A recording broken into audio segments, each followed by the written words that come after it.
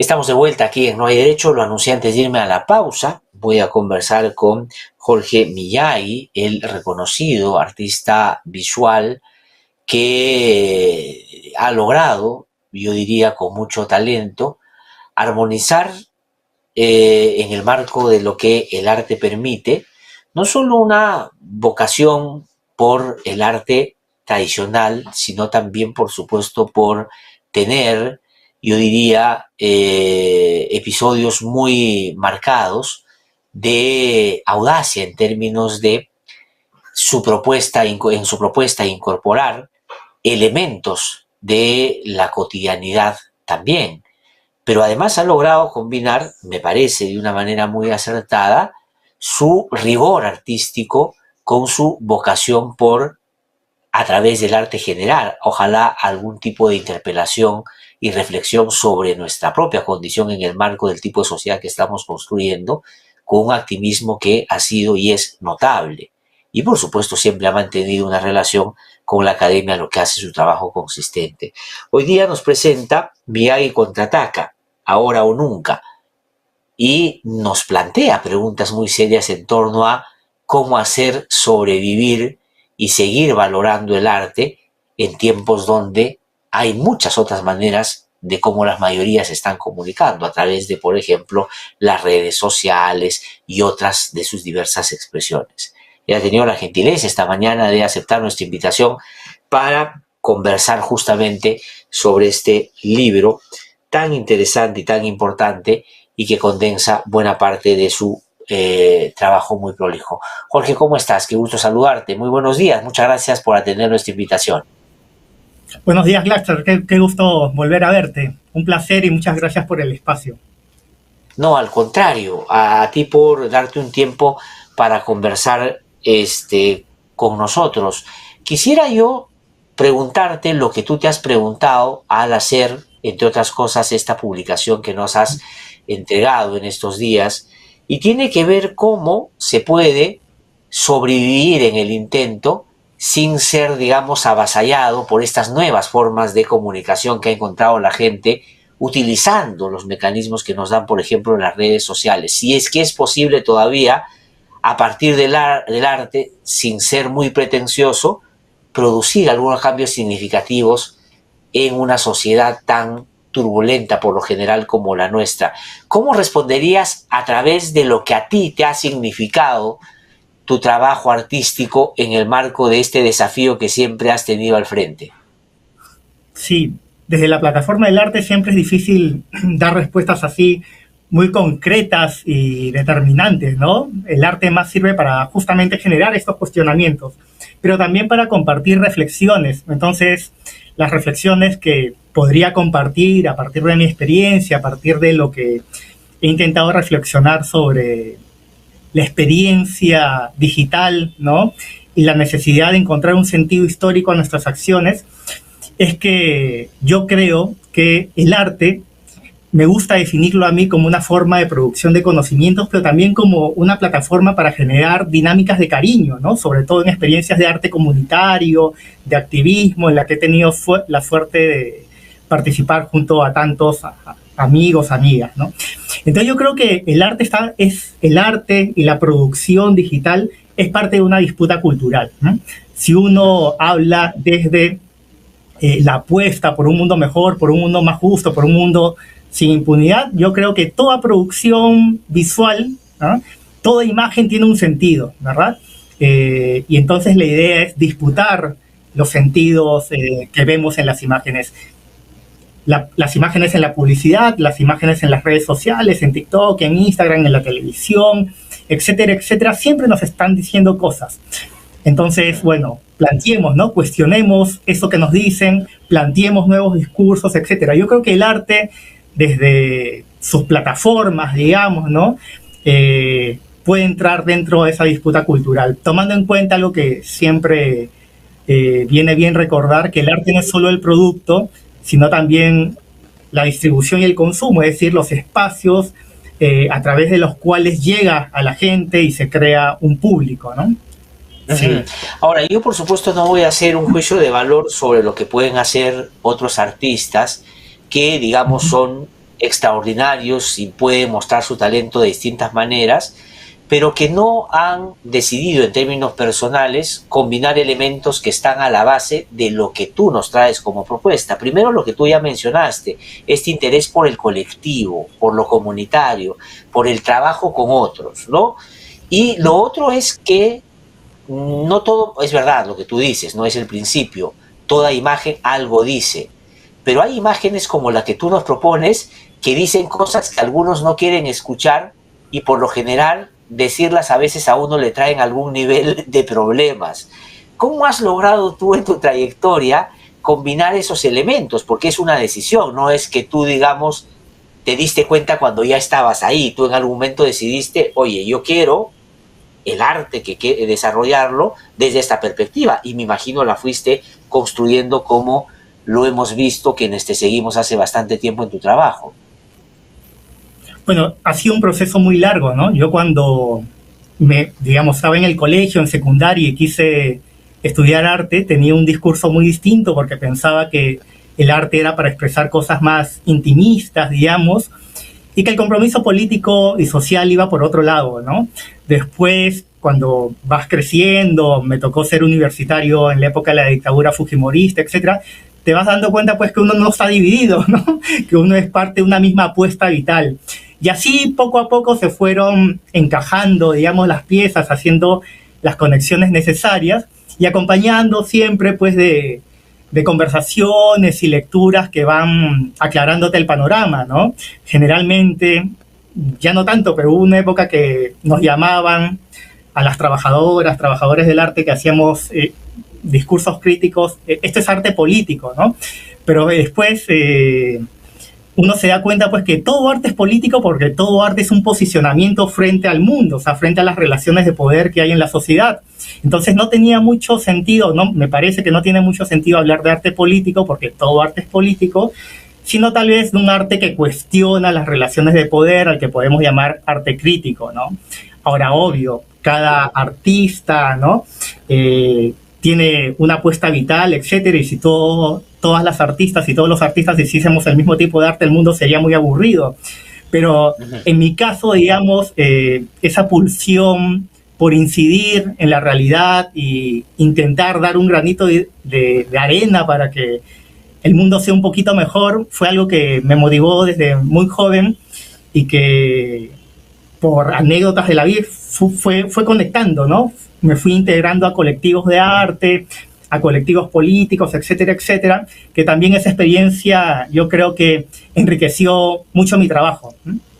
Sí, ahora en esto que tú llamabas con buen criterio hace un rato, esta disputa cultural, ¿no es cierto? Nos han como ido quitando esa valoración, yo diría,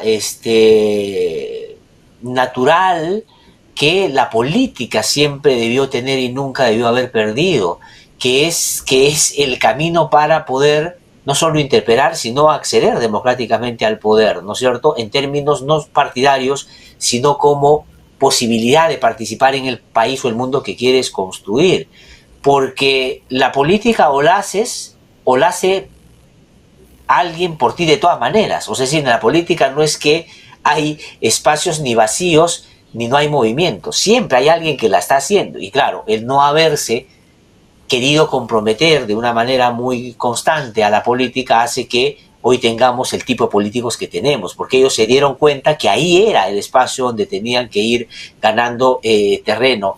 Pero, ¿cómo has, y este es el otro ámbito más desde la perspectiva, si tú quieres, del género o el estilo o el trabajo que tú desarrollas más estético, has ido incorporando otros elementos de esta nueva cotidianidad, ¿no es cierto? ¿Cómo han influenciado en tu trabajo, que ya has descrito en sustancia, estos nuevos elementos? ¿Y cómo incorporas lo actual? Yo, por ejemplo, que tengo una hija que tiene 15 años, es imposible poder hablar con ella si no mínimamente me acerco a lo que para ella es habitual y para mí todavía es un mundo por descubrir. Por ejemplo, yo te cuento un ejemplo. Una vez ella se quedó sin celular y entonces yo dije mejor, porque así no va a estar con el WhatsApp todo el tiempo. Y veía que no se perturbaba para nada y seguía hablando con sus amigos. Me decía, papá, es que yo no hablo por el WhatsApp, yo tengo otra red. ahí me enteré que había otra manera de comunicar. ¿Cómo has ido incorporando esto también, no?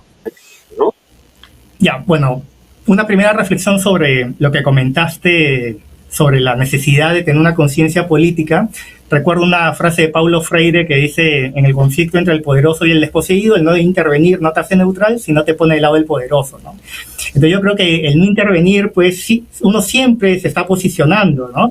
Y en esos tiempos, ¿no?, donde te dicen que hay que ser más egoísta, que hay que pensar solo en uno, que el pobre es pobre porque quiere, ¿no?, que si fracasas en la vida es tu culpa por no ser lo suficientemente emprendedor, etcétera, etcétera.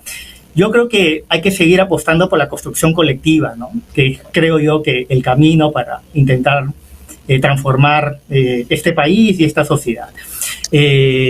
Bueno, eso. Y sobre lo segundo, sobre los íconos, la verdad que parte de mi incomprensión también, o una carencia para comprender las nuevas realidades, porque yo soy como dice la canción, un cuarentón con privilegios que hace vibrar la piel y el esqueleto, porque ya tengo 40 años, 40 y tantos años. Entonces, en realidad, yo viví una época sin celular, ¿no?, una época sin internet.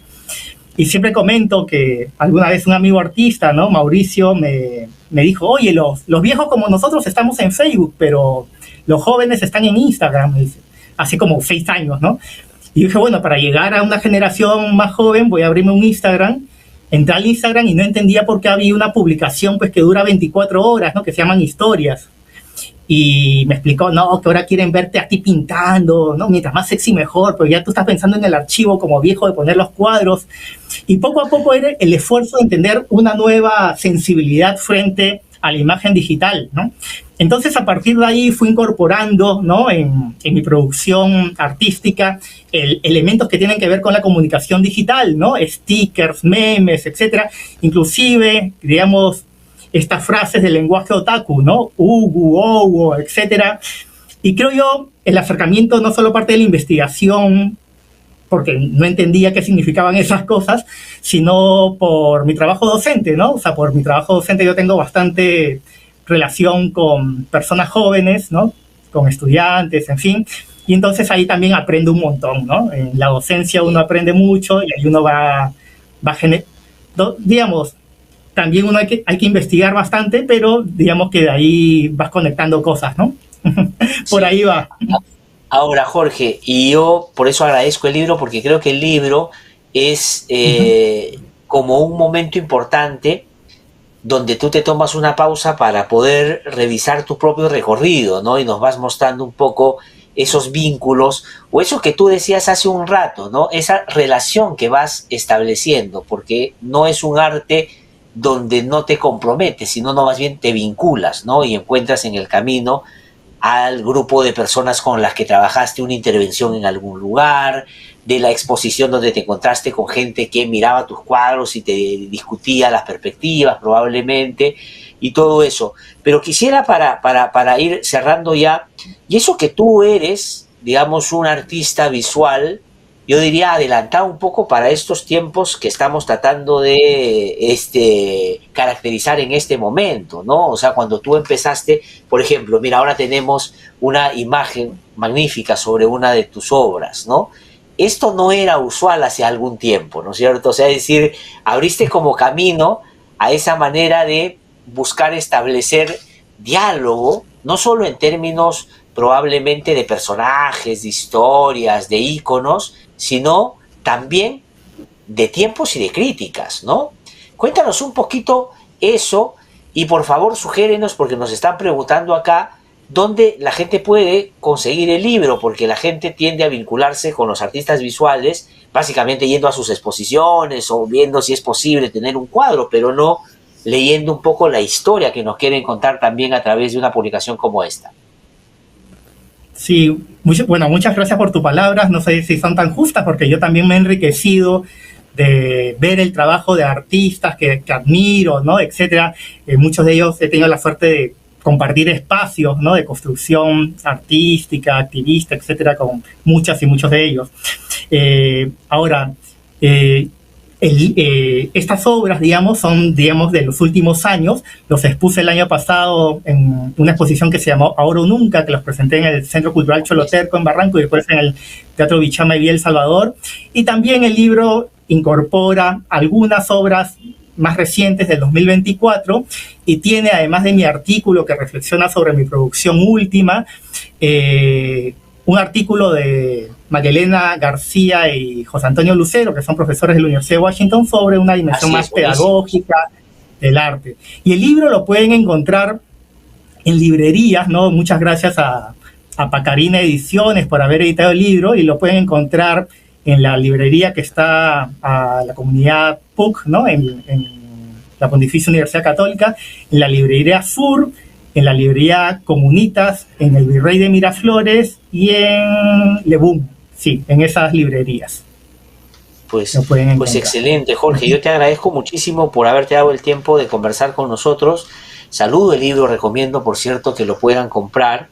Y aprovecho tu presencia para poner en relieve el trabajo y el gran aporte que has hecho y sigues haciendo durante todo este tiempo en un país que necesita más de artistas comprometidos con el interés ese que a veces uno cree que se va diluyendo, que es cambiar las cosas para que ojalá podamos no solo ser más predecibles, sino promover una ciudadanía más activa, intensa, que nos haga mejores como personas, ¿no? Entonces te agradezco muchísimo, Jorge, de verdad que ha sido un gusto tenerte en el programa.